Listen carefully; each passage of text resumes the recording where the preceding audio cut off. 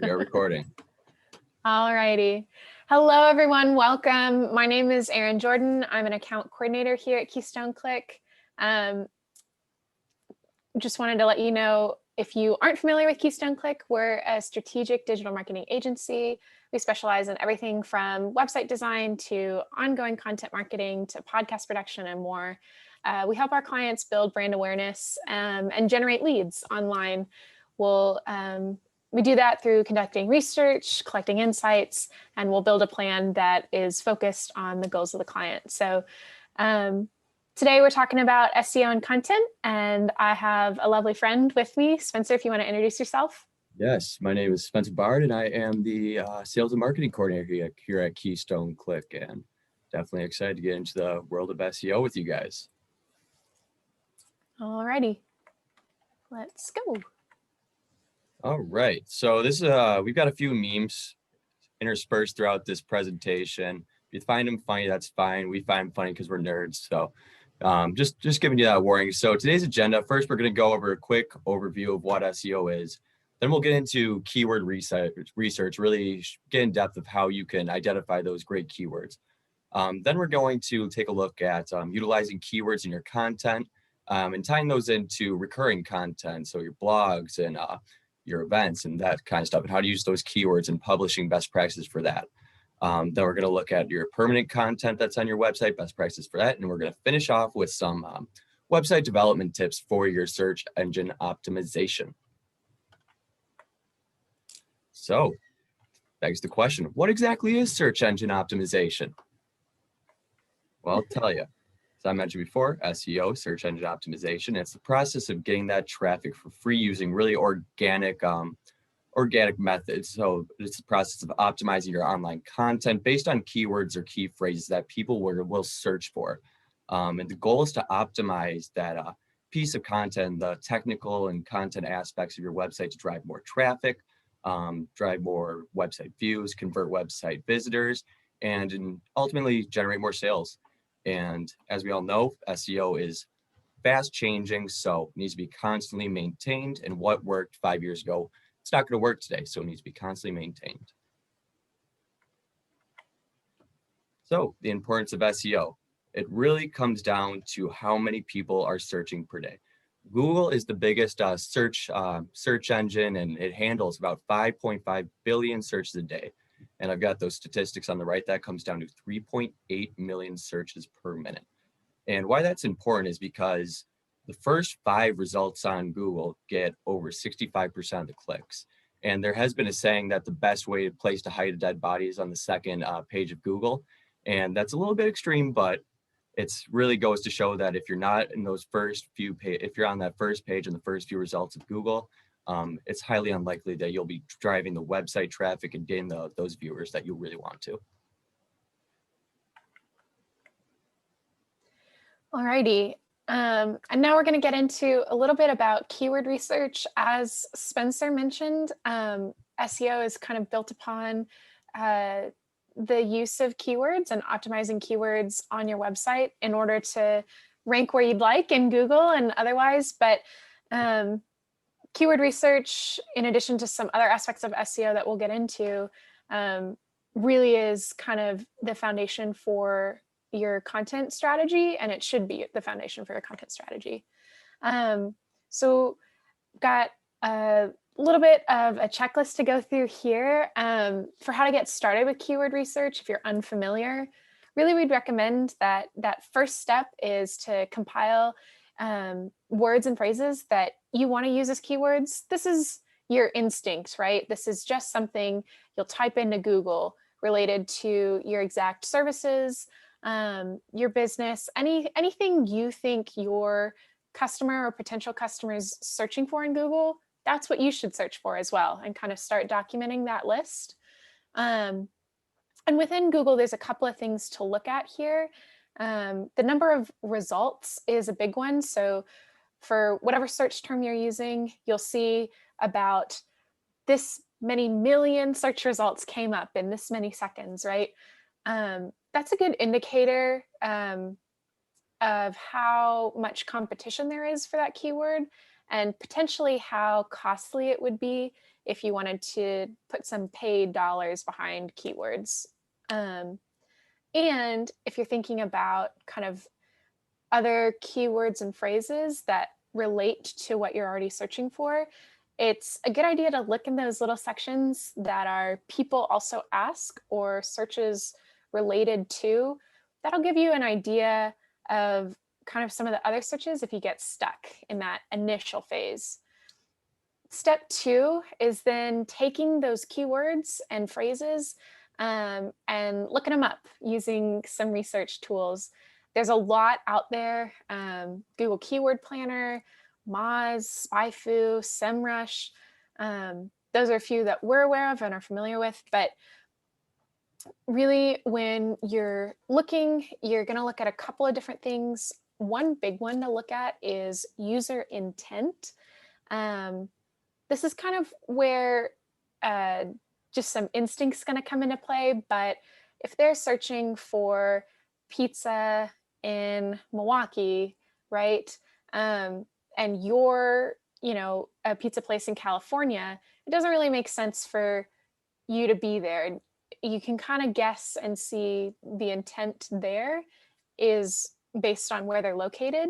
And that's just one example of to kind of take a look at where exactly they're searching and what they're searching for. And the other two kind of key metrics to look at in those keywords research tools are search volume and level of competition.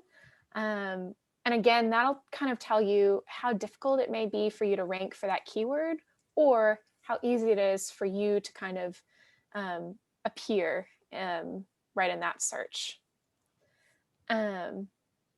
Third step would be auditing your competitors' use of keywords. Some of those tools that I mentioned, especially SpyFu and Moz, can allow you to look at your competitors and what they're ranking for. And you can kind of gauge and see both what they're ranking for and you'd also like to rank for, as well as what they're not currently ranking for. And maybe that's something where you can kind of have a competitive edge there. And finally, step 4, in getting started, you want to select your top picks. So we recommend having kind of a list of 10 primary keywords that you absolutely want to try and rank for, and another 20 secondary keywords that either relate to that or are other secondary aspects. Spencer, if there's any kind of questions coming into the chat, I don't know that I'm able to see those. So will do. I've got a hold on that. No worries, Erin. Okay, awesome. Yeah. I just wanted to make sure in case y'all do have questions that I answer them appropriately. So that's kind of where to get started. And once you have that, we can get into how to take those keywords and put them into your content. And so what I have here is just a general messaging map that you can kind of use to build out an initial content strategy or a refresh of your content strategy. So at the top, really kind of narrowing down a core branding statement, whether that's a mission statement, a vision statement, just simple 1 to 2 sentences that really get at the core of your business and who you're marketing to. And from there, having some additional points of your different services that you have, what stands you apart from your competitors. And from there, having, further breaking those buckets out. But you may be asking yourself, where do I fold keywords in? And the answer really is everywhere. I think some of your top primary keywords should absolutely show up in that core branding statement, especially when you're talking about the exact services or, your core offering for your business. They should also be in your selling point. And maybe you're having some additional keywords or phrases incorporated into those. And they should even be further out still. I think in truth, keywords can be used throughout. We'll talk a little bit about exactly where to put them in your content, but I think it's important to note that really when you're looking at your overall strategy, those keywords should be driving this message map or otherwise. No doubt, which brings us to recurring content. So what is recurring content? So definition is recurring content is a consistent content published on a regular schedule using a defined structure. Aaron clicks a bit. I'm going to show you some examples of these recurring content. So any blogs, articles, or news releases, it's great to have a schedule for those. Maybe once every 2 weeks, getting those out consistently. Going on. Any white papers or tip sheets would be another example of recurring content that you create. Probably not as consistent of a schedule, or as frequently, but as long as you got a schedule. Next, we have podcasts, and I've got an example of our CEO, 𝗬𝗁𝗍𝗍 𝗍𝗑𝗍. She has a podcast called Social Capital, and that goes out twice a week on that consistent schedule. Next, we've got any webinars and events. So wow, we're at a webinar. This is a recurring event that we post on our website as well. So that's another example of that. Then last but not least would be case studies. So these might not be published as consistently or as a structure of a schedule, but anytime you have a great project, it's great to get those out on the website because as I'll get into in a bit, Lori's podcast sure is great. But if you have a great experience with the client, and you can put those in external links, internal links. We'll get into that a bit later. So if we can move on here. Yep. So why recurring content? As we all know, content is king. It's the big reason. And reason number one is that it's easy to produce and to publish based on the schedule that you have. It's easy to keep on that schedule. You can define or assign roles to who's going to produce what. And it's easy to keep them on track if you have that schedule. And number two, it keeps your brand visible because of the schedule, and it helps build that trust because your audience knows when you're going to be posting and what type of content it's going to be. And then it allows you to grow that audience, and it develops that addressable audience that all want your information because you're providing them with something valuable. And last, but definitely not least, it benefits your SEO, meaning that every piece of content that's posted on your website is another way you can get found. So the more recurring content you're posting, the more chances your page can be found, which is why it's so important that you have each of your pages fully optimized to be search engine friendly, which of course brings us to our next slide. Optimizing. So this is going to be a bit of an overview. We're going to get into more specifics as we go, but the first, as Aaron got into a bit back, is to choose those strong keywords. So keywords are going to tell Google's or search engines exactly what your piece of content is about. And it's important to optimize for a keyword that people are actually searching for. So an example that I found was if you were optimizing a blog post where you talk about a steel manufacturing and warehouse company, it's probably not going to have strong traffic. However, if something like steel manufacturing company has like 11 to 50 searches a month, it would be stronger to choose that as a title for that. Then you want to make it easy to read. So a big thing for Google is bounce rates. They'll look at that when determining your SEO. So if you're not making it easily accessible or readable for your viewers, it'll really it could increase bounce rates. And some ways to really ease up the reading experience for your reader is to include visual components, break up text, use lists, numbered lists, dashes, really anything that can improve the readability of that. Then you want to evaluate the strength of your title.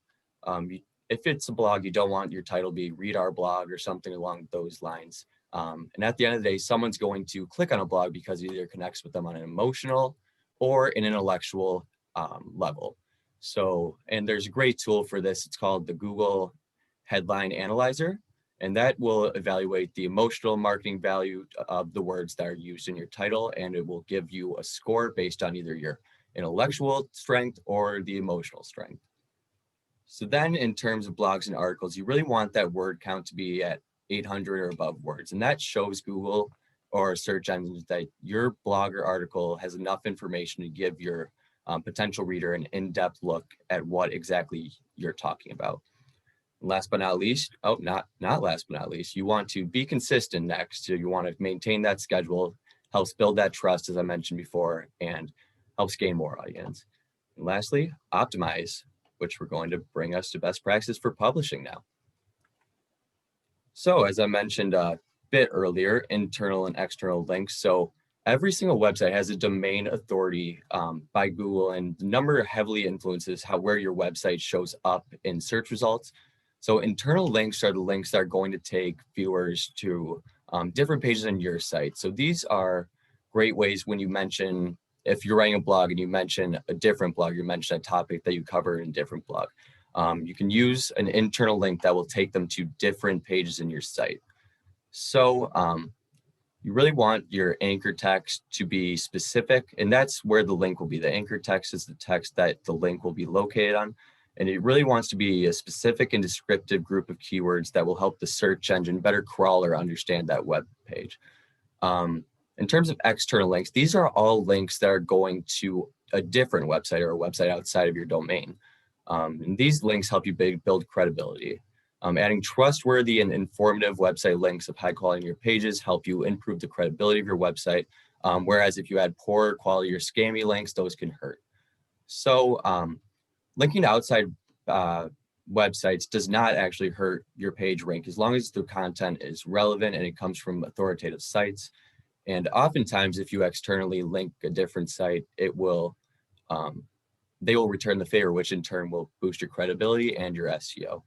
And a little pro tip at the bottom is when you're doing an external link, always make sure you set that link to open in a new tab. That's so they don't lose the place on the site, on your site, and they're not leaving officially. Yeah, and a good rule of thumb for a blog post, for example, is to have at least one external link to kind of build that blog's credibility. No doubt. So meta titles and meta descriptions. So meta titles don't directly affect your SEO anymore, but it will affect how many people click on your sites in the search engine results page. It really just gives them a view as to what the blog or what the post or piece of content is about, and it really helps you get those clicks. And the meta titles are simple. They'll look like your blog title, then a line, your company name or site name. So that structure works best, and best practice is to keep it under 60 characters because after that, Google will cut that off. Then in terms of meta descriptions, the meta description is kind of a short paragraph that's listed underneath the result that shows really what the reader is going to be reading about. And once again, that will help you in terms of getting clicks, and the more clicks you're getting on your blog, the more the better rank Google is going to give you.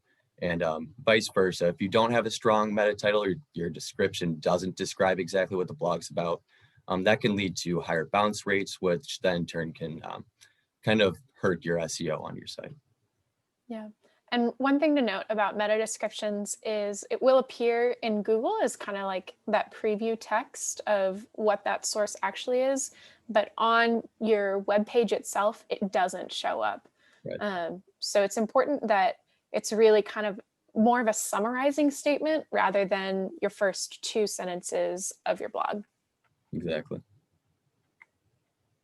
So here's a little audience participation. Fact or myth, you should only have one H1 tag per page on any of your recurring website content. Let's see what we've got, folks. Any answers? Yeah. Ooh. See one true? Yeah, use the chat function. Let us know whether you think it's a fact or a myth. See one true, one fact. All right, let's go to the answer. All right, folks, if you said true, you are correct. Great job. So just to give you a bit of a heads know on what H tags are, these are HTML code that helps structure your content written on your web pages. So these headers will range from H1 to H6, with the H1 tag being the most important of all. So Google wants you to use your keyword or key phrase in your H1, and it helps those crawlers better understand what your page is all about. If you don't use that strong keyword, then Google can still find out what the page is about, but won't be ranked as well. So some best practices to follow are it should be big, it should be strong, and it should be noticeable. And you should use whatever visual formatting or style elements that are necessary to make that H1 tag stand up. You also want to keep it between 20 to 70 characters just to make sure it doesn't get out of hand in terms of length. And so the H tag helps web crawlers understand what your topic is about.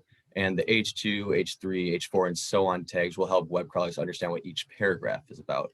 So using those headings creates texts that are higher quality, that are easier to read, and a better text. And the easier the text is to read for the users, the better SEO. So if a user can't find what they're looking for, they'll probably leave your site, which will lead to a negative impact on your SEO, which is why the text and the structure of the headings impact your SEO, because they pick people bouncing from your site, and we don't want that. So when you structure your text and make it very readable using the H tags, helps the crawlers get to know what your website, what each paragraph is about, and makes it more readable, leading to lower bounce rates and better SEO impact.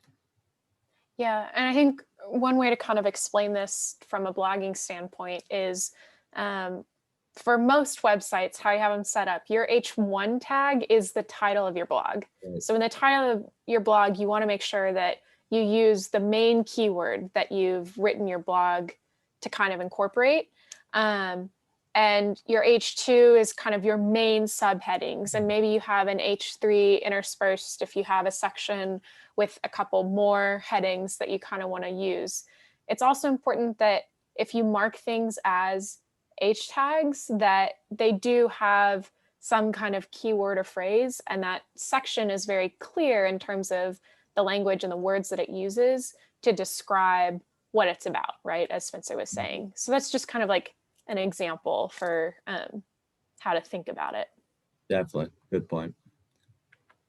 So we're getting to images. Why are images important? Well, visual search is getting incredibly important, and there are also some other aspects of it. And visual content, if you have it, it makes sense to put an image in to really add to that SEO benefit. So in terms of image quality, you want to choose the right format. So for the most part, in terms of images, it'll be either JPEG image or a PNG image. So JPEG works best for larger photos because it will be good results in terms of colors and clarity while reducing the file size. And PNG is great if you want to have a transparent background for your images. And it's really important to scale or reduce the image size, because a large image can really increase that site load time. And that also impacts your SEO. So you really want that to reduce that image as much as possible to maximize your site's load time. So you can really enjoy that benefit for your SEO. And that is a little tool I put down there. That website is a great free tool that will allow you to resize any of your images that you use in content. Moving on to image captions. So the image caption is the text that accompanies the image on the page. If you look at the images in the article, it's the text in the gray box below each one. So why are they important for SEO? It's because when people are scanning an article, people tend to use headings, images, and captions as they scan it. And it's really about improving the user experience. So not every image requires a caption, but only use the ones that will benefit those. And then in terms of alt text, so alt text, if you could click, Aaron, actually. Thank you. So the alt text is added to the image, so there will be descriptive text in place if the image can't be displayed for the visitor for any reason, or if they have images turned off.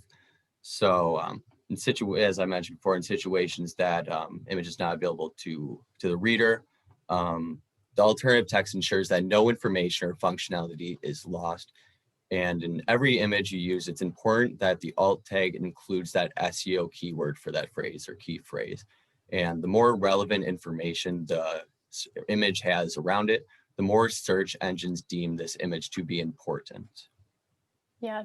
If an image is purely decorative, it will, any kind of website builder will tell you, don't really include an alt tag. For everything else, though, from an accessibility standpoint, it's really important. This is also the text that would get read by, someone who is maybe using a site and they're visually impaired. So it's important that not only that you incorporate your keyword to help with your SEO, but that it also makes sense and truly does describe what the image is, what's within the image. Definitely, especially with accessibility being more and more important nowadays. Mm-hmm. That's a great point. So getting to the last best practice for publishing recurring content. So URL slugs and aliases. So that refers to the part of the URL which identifies the particular page on the website in an easy to read form. So it's the part of the URL that explains what the page is about. So that's the example right there. I added a blog, building blog post that provides real value. So the first part of the URL, that's your website, it's your domain. And then after, it's your resource library, blog, and then the title of the blog. So some best practices for that is you really want to include that focus keyword and in that slug to make sure that it's one of the, and you can change what your slug is, and you really just want to make sure that's that word that you really want to rank for. And it's one of the indicators that Google uses to determine what a page is really about. You want to make it short, descriptive, and user-friendly. So the URL is one of the things that people see when they search, when your blog or post comes up in a search result.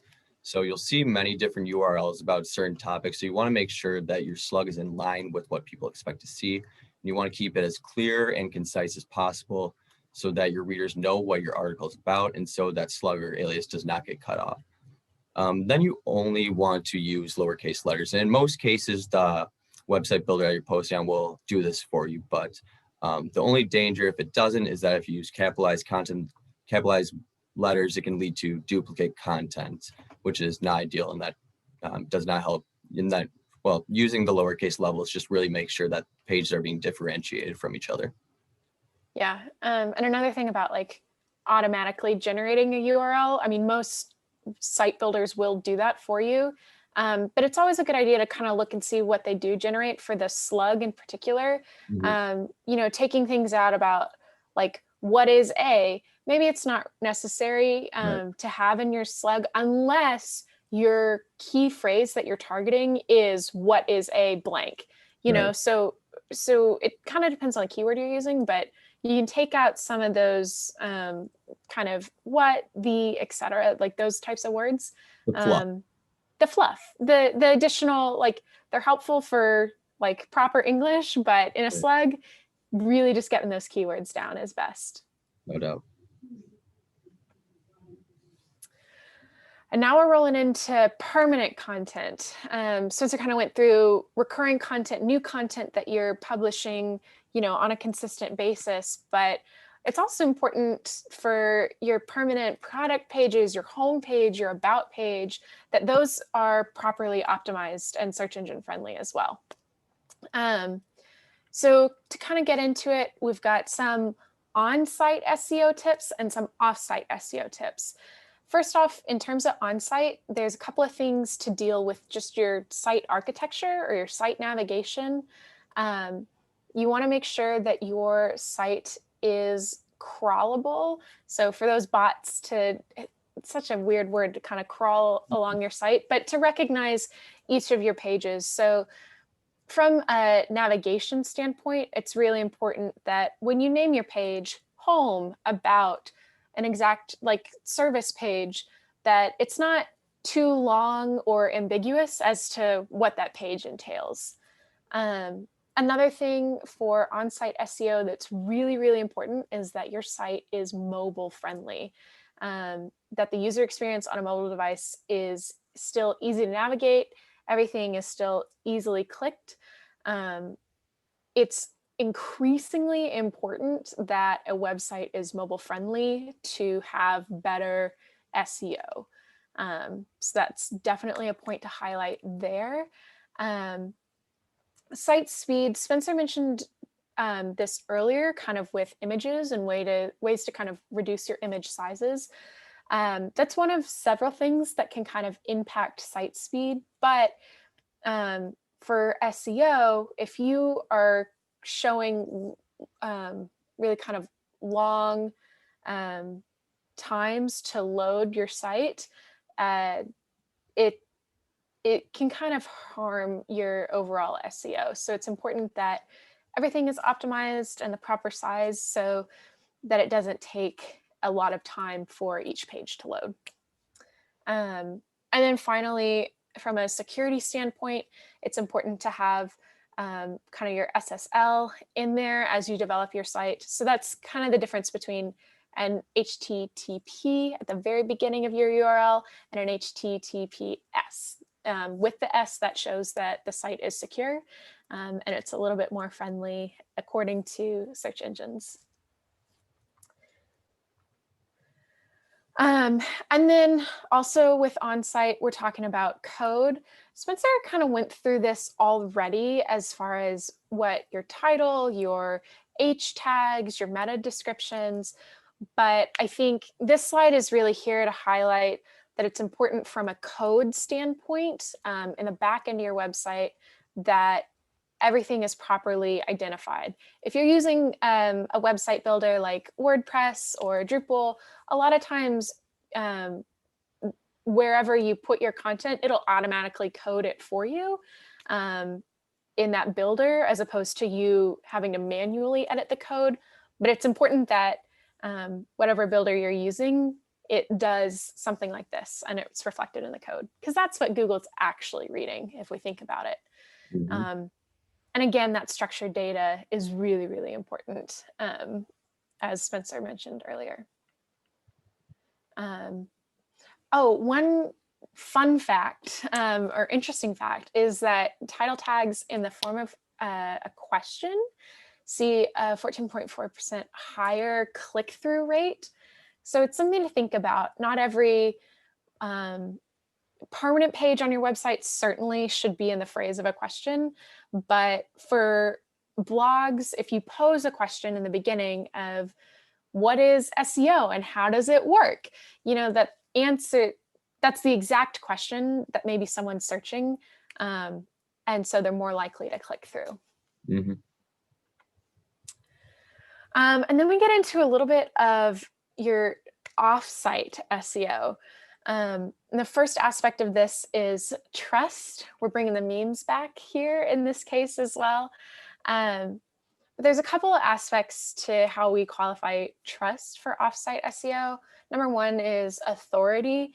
So that's really in regards to the quality of content that you're providing, not just, you know, like your content itself, but it's more in relation to who is linking to that page of content, the language around that hyperlink, for example, as Spencer mentioned earlier, as well as, you know, what other sites do you link to, and if they're reputable, right? So there's kind of a hierarchy in terms of, you know, authoritative sites oftentimes in the same kind of way that you would trust an edu or a gov site, .edu or .gov, that's seen as highly authoritative to Google. And from there, you can kind of break it down as far as who is a more reputable source. Another thing, engagement is really important. So this is more from a user standpoint, and your standard, you know, website analytics as far as the time users are spending on your site and their bounce rate can affect your overall SEO. So you want to take a look at those and make sure that the time spent on their site makes sense for the amount of content that's there. You know, if you've got a pretty short homepage, it, you know, makes sense that people aren't spending 10 minutes on it. But the bounce rate is also really important to look, especially a bounce rate completely off of your site, but even a bounce rate from one page to another can be relevant. And finally, reputation. This is more how, you know, other sites. So again, this is kind of like links and people who are linking to you as a reputable source. Also things like Google reviews. Oftentimes when we're looking at someone's presence in a search engine, a company's presence, it'll have their website hopefully in the top search results, but things like your social media profiles and on review sites will likely be in those first couple of results on a search page. So it's important that like just with standard business practice, you've have a great response from the people who have worked from you, and you've encouraged them to share that online or otherwise. I know I talked about links a lot in the last slide, but links are extremely, extremely important and a big aspect of SEO. The value, again, gets at whether or not that link is credible and more of an authoritative source in the eyes of Google and other search engines. As far as backlinks are concerned, those are those links that you either link to your site and link back to another site, etc. It's still one of Google's like top 3 ranking factors. So backlinks are extremely important to optimize and use effectively. Another one is content. So both backlinks and content, very important to search engine optimization, which is why we're talking about it today. You do want to avoid toxic links. These are links that maybe are now broken or no longer function, or direct to a new domain that's no longer reputable. Most of your bigger or more complete SEO tools will identify what links are toxic, and you can go in and kind of either request to be removed from another site or pull those off of your own site. That'll help you improve your overall backlinks. And a rule of thumb is that backlinks should be editorially earned. They should come from relevant, authoritative sources and shouldn't be paid for or sponsored. You can do a lot of backlinks by writing press releases, doing a guest blog on somebody else's site, being a guest on a podcast, for example. These are all kind of ways to increase those backlinks back to your site. And the last thing, second to last thing with offsite SEO is location. So location management is another umbrella in the world of SEO. It's important. This is kind of those same things that we were talking about earlier with Google reviews, but Google My Business as well, and a Google Knowledge Panel can help. Not only how you generally appear in a search engine, but as your SEO as well. And again, this is kind of location and intent often tie in together. So we used the example earlier of kind of something near me that kind of indicates intent in terms of a search query. The informational intent, those are upper funnel queries. So this is more like the beginnings of the sales funnel, just generally trying to search. There's some navigational queries that specifically name a company, for example. Commercial intent and commercial intent queries, those are kind of middle funnel. So they're a little bit farther in terms of where they'd like to purchase, and they're probably looking more for a specific process. And likely the results that they're going to be directed to are to product or service pages. And the transactional kind of intent is that buy now, those final, like either purchase pages, contact pages, etc. All that's to say, as far as optimizing your site for search intent, it's important that your pages are optimized for where you think that person is in terms of your funnel, right? So you have some sources that hit at that informational query where you've got blog answering common questions that you hear, and then your product pages hit more on that commercial standpoint, and your transactional pages are that more kind of closing the funnel, closing the sales loop. So that's kind of an indicator of location. I went through those really fast. As far as some permanent aspects, But this is our website design webinar series, so we would be remiss if we didn't give you kind of a checklist for actual website development. Some of these things we've already mentioned throughout the presentation as far as how to go about starting them, etc. But I think the number one to start with is to add an SEO plugin.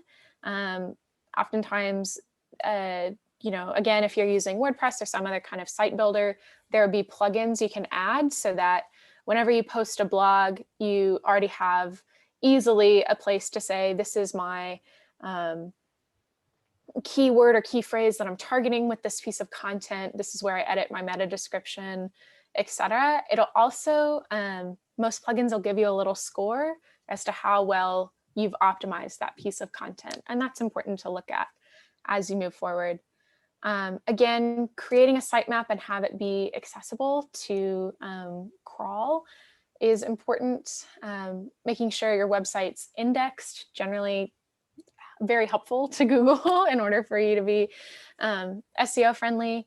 But again, you know, we're talking about being mobile friendly, having you know, a fast load speed, being a secure site, not having any broken links on your site or be linking to external links that are broken, and optimizing images as well. These are things we've tried to hit on because a lot of times for our own SEO clients, these are some of the main problems that we see at the start.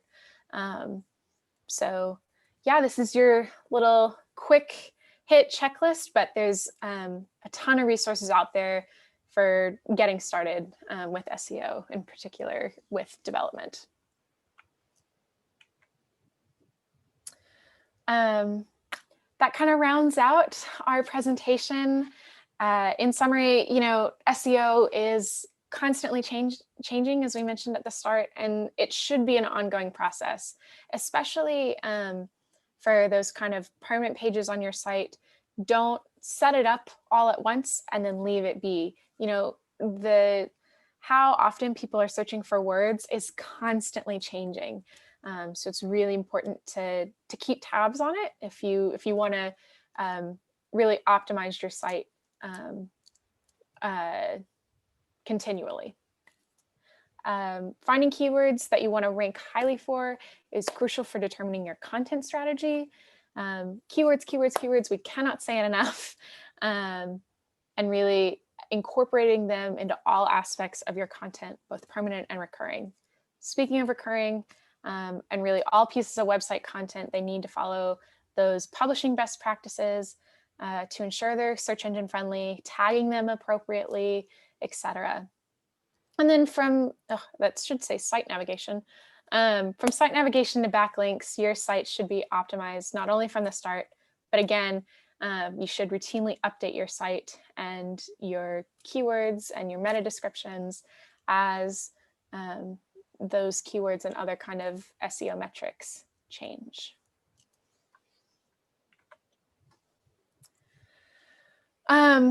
As part of a thank you for joining us today, we do want to offer this website strategy session. This is a great kind of way to get started in terms of looking at your website, you know, high-level website audit, as well as a navigation review, which, as we discussed, can really impact your SEO.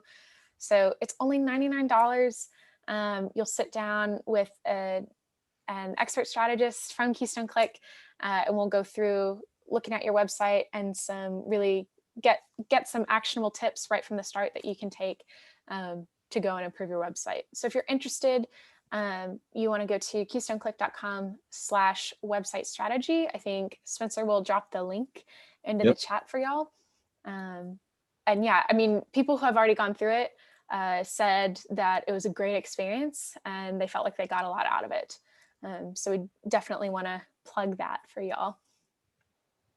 No doubt. So for that, I just want to remind everyone that we will be sending this recording out to everyone, and know we covered a lot. So if any questions come up as you're rewatching, feel free to email us. But we're rounding out our website design webinar series. You've only got one more, the grand finale. It's our always popular, website design expert panel discussion. As you may or may not know, every series we do, we finish it off with an expert panel discussion where we bring in 3 different panelists to join Lori on an expert panel where they talk about whatever topic that the series is about. So we can confirm that we have 3 out of the 4 already booked. So first we have Michael Bird, who's going to be joining us from Des Moines, Iowa.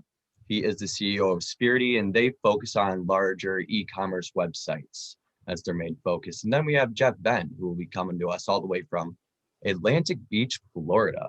And he's the owner of Create Studios, Inc., and they specialize in custom website design. Last but definitely not least, we have Lori Hybe, who is our CEO, our fearless leader, and she definitely specializes in website design, I can promise you that. So if you haven't registered yet, we highly recommend you do. You can find the registration page at KeystoneClick.com. We'll send that in the chat. And yeah, KeystoneClick.com/webinars. Yep. I will throw that in the chat.